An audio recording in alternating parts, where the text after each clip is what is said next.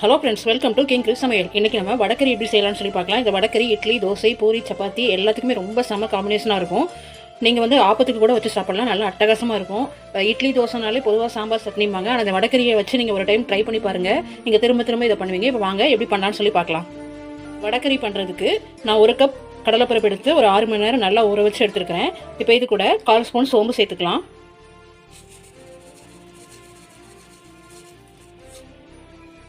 காரத்துக்காக 3 வரமிளகாய், 1/4 ஸ்பூன் மஞ்சள் தூள், 1 சிட்டிகை பெருங்காயத்தூள், கொஞ்சமாக உப்பு சேர்த்துக்கோங்க. சேர்த்து இதை நல்லா குறைன்னு மிக்சியில் நம்ம இப்போ அரைச்சி எடுத்துக்கலாம். இப்போ இந்த அளவுக்கு நம்ம குறைன்னு அரைச்சி எடுத்துக்கலாம், ரொம்ப மையாக அரைக்கக்கூடாது.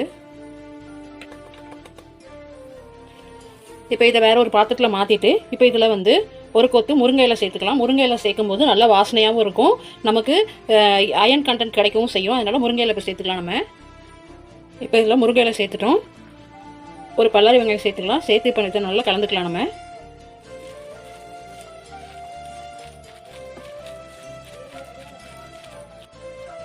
இப்போது நம்ம தண்ணி எதுவுமே சேர்க்கவே இல்லை. பருப்பு ஊற வச்சு கழுவுன தண்ணி லைட்டாக இருக்கும்ல, அதுலேயே வந்து நமக்கு நல்லா ஒரு கன்சிஸ்டன்சி வந்திருக்கு. உப்பு காரெல்லாம் கரெக்டாக இருக்கான்னு இப்போ நீங்கள் செக் பண்ணிக்கோங்க. இப்போ இந்த வடையை வந்து நம்ம ஆயிலில் போட்டு பொரிக்க போகிறது இல்லை, இட்லி பாத்திரத்தில் வச்சு நம்ம வேக வைக்க போகிறது இல்லை. ஜஸ்ட் நீங்கள் ஷாலோ ஃப்ரை மாதிரி நம்ம தவாவில் போட்டு நம்ம இப்போ எடுக்க போகிறோம். இப்போ வாங்க பண்ணலாம். தவாவை நம்ம இப்போ அடுப்பில் வச்சுட்டு ஒரு 2 ஸ்பூன் ஆயில் சேர்த்துக்கலாம்.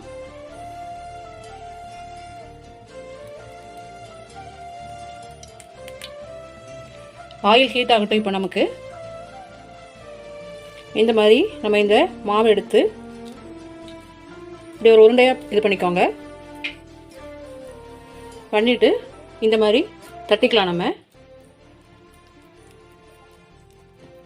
தட்டிட்டு இப்போ இதை நம்ம ஆயிலில் போட்டு ஃப்ரை பண்ணலாம்.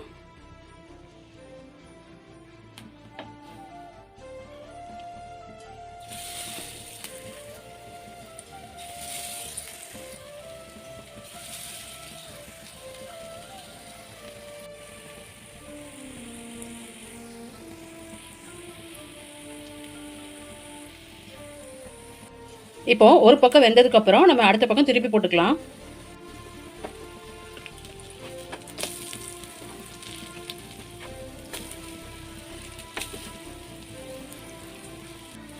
ரெண்டு பக்கமும் வடை நல்லா நமக்கு தயாராகிட்டு இப்போ நம்ம வேற ஒரு பாத்திரத்துக்கு மாற்றிக்கலாம்.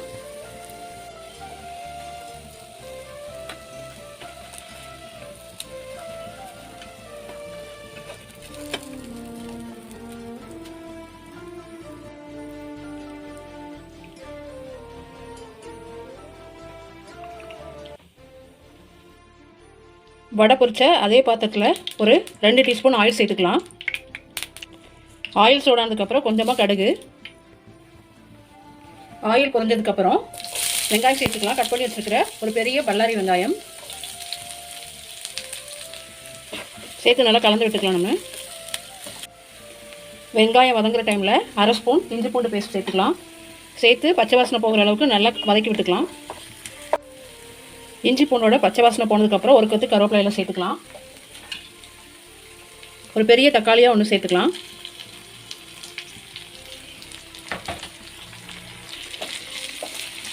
நல்லா கலந்து விட்டுக்கோங்க. இப்போ வெங்காயம் தக்காளி நல்லா பாதி வதங்கிட்டு இந்த டைமில் 2 ஸ்பூன் குழம்பு மிளகாய் தூள், உங்கள் காரத்துக்கு தகுந்தாப்பில் வத்தல் பொடி, 1/4 டீஸ்பூன் கரம் மசாலா இப்போ கலந்து விட்டுக்கலாம். அடுப்பு சிம்மில் வச்சுக்கோங்க, இல்லைன்னா கரைஞ்சிரும். இப்போ இதோட பச்சை வாசனை போகிற அளவுக்கு ஒரு நிமிஷம் மட்டும் நம்ம நல்லா வதக்கினா போதும். இப்போ இந்த மசாலா வதங்குற டைமில் நம்ம வடையை ஊற்றி வச்சுக்கலாம். மசாலா வதங்கிட்டு நம்ம 1/4 கிளாஸ் தண்ணி சேர்த்துக்கலாம். இதில் சேர்த்து நல்லா கலந்து விட்டுக்கலாம். வடைக்கறிக்கு தேவையான உப்பு சேர்த்துக்கலாம். இந்த டைமில் நீங்கள் உப்பு காரெல்லாம் அட்ஜஸ்ட் பண்ணிக்கோங்க. இப்போ இது நல்லா ஒரு கொதி வந்ததுக்கப்புறம் நம்ம உதுத்து வச்சுருக்கிற வடையை சேர்த்துக்கலாம்.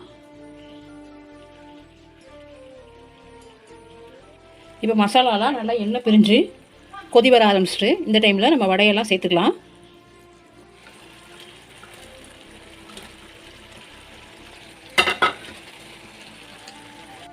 இப்போ இதை மெதுவாக கிளறி ஒரு 5 மினிட்ஸ் மட்டும் நம்ம மூடி வச்சு நம்ம சிம்மில் வச்சுக்கோங்க. நீங்கள் ஹை ஃப்ளேமில் வச்சிங்கன்னா உங்களுக்கு வடை எல்லாம் உதிர்ந்துடும். மெதுவாக கிளறிக்கோங்க இப்படி. இப்போ சிம்மில் வச்சு மூடி போட்டு ஒரு 5 மினிட்ஸ் மட்டும் நம்ம குக் பண்ணலாம். இப்போ நறுக்கிற கொத்தமல்லி இலையை தூவிக்கலாம்.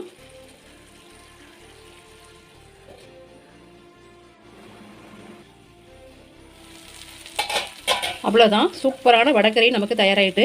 கண்டிப்பாக நீங்களும் இந்த ரெசிபியை வீட்டில் ட்ரை பண்ணி பாருங்கள்.